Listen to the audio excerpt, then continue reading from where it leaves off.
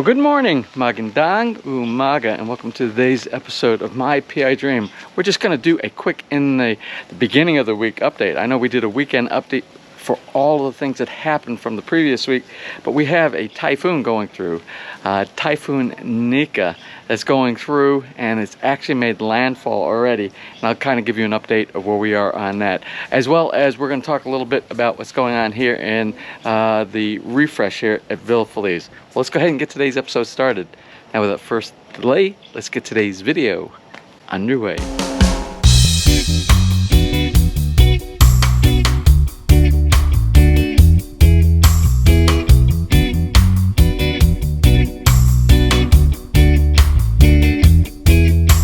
Before we go down and look at some of the things that are being done here for the refresh, let's also talk about what the pending most important thing is, and that's this typhoon that's going through.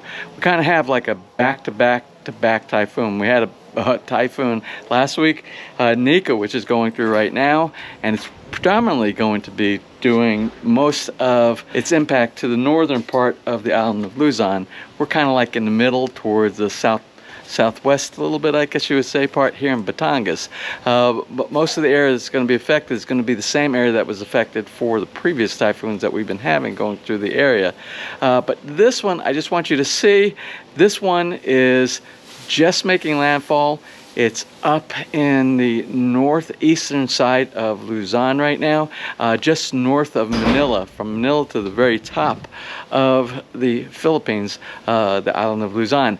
So the area that's going to be impacted is going to be more, I think, towards the Isabela side on the east coast, and then it's going to make its way through. I think the worst part is going to be from Manila all the way to north. Now, behind this one, we also have another typhoon that's going through, or another tropical storm. I don't know if it has been categorized yet as a typhoon, but it's following the same path as Nika. We'll continue to track that and give you any updates as it goes along. So as you can see, we still have the scaffolding up here, but they're going to be bringing this down. I believe they said they're bringing it back down this morning. They're starting to take all this. They're just doing a couple of touch-up points, and they're starting to work on the sunroom portion of the refresh.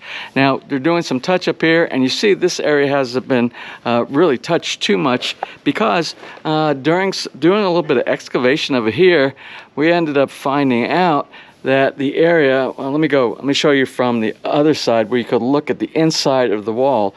Now, what they should have done, the original builder here, on the inside of any retaining wall, they should have covered it with plaster coat, because the plaster coat is an extra a layer of protection for water going through, and then they should have waterproofed it so no water from inside the plant bed would actually get through. But let me show you what we found when we dug this up.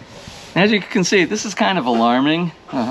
That's raw concrete hollow block. I don't know if you can see with the amount of light that we have here, and they're going to dig this all out. They're going to dig every bit of this out, all the way down to the level down at ground level, and then they're going to plaster coat it, and we're going to waterproof that. But if you're not around to watch when some things are done, sometimes there'll be shortcuts that will be done, like was done here.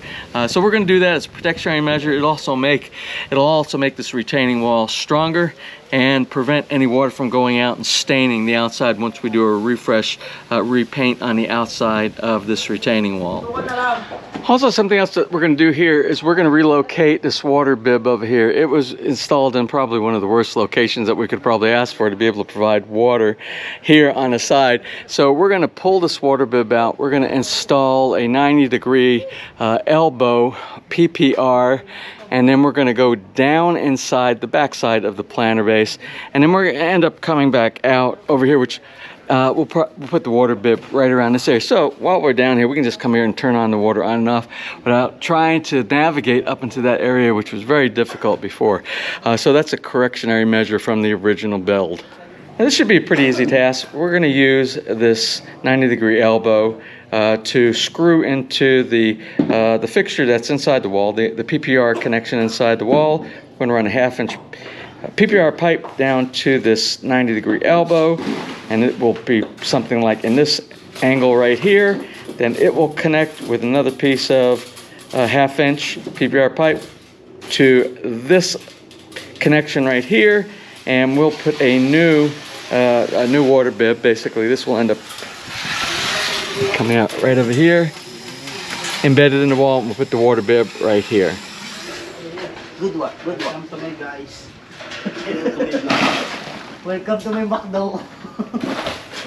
Now, while the guys are working on digging out the area around the retaining wall to do the corrections inside there, another part of the team is working, continuing doing the refresh from the main part of the house here, the highest structure, over to the sunroom area. Now, this was the area that I had the most problem out of everything, because I think we started painting this probably around October or November of 2017, and we got a lot of rain during that time.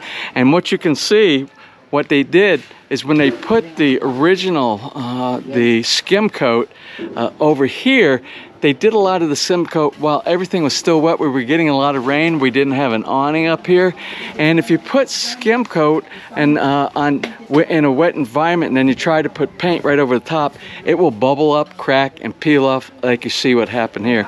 So these guys are going to do it the right way, and hopefully this will last a lot more years than the short amount of time that we had during the original paint job. Well, Ness is going to have a committee meeting this afternoon there while these guys are working out here. I have to leave for a rotary obligation for the rest of the afternoon. So I'm going to close today's episode right here, and hopefully when I come back at the end of the day, hopefully that scaffolding will be gone, and hopefully we still have good weather here, because we've been lucky, and Batangas is not supposed to really be affected too much by the typhoon, but you know, these typhoons are usually so big. Normally you'll pick up something like a little bit of wind, and usually you'll get a lot of rain. But I hope we don't get any rain, because this project is a paint job, and you know, paint doesn't like water, especially right after it's been painted. Anyway, so I'm going to close for now, and we'll do an update. I hope those folks up north are doing well with the storm that's going through, and we just have all our prayers going in their direction. Anyway, that's it for today's episode. I hope you enjoyed it. If you did, please give me a thumbs up. Please share, and if you have not subscribed, just click on the little My PI Dream heart in the bottom right hand side of your screen. You'll be subscribed, and you'll be notified if you ring that bell next time I upload a new video. Till such time, I'm right here in the very beautiful and sometimes stormy Philippines. You have a wonderful and blessed day.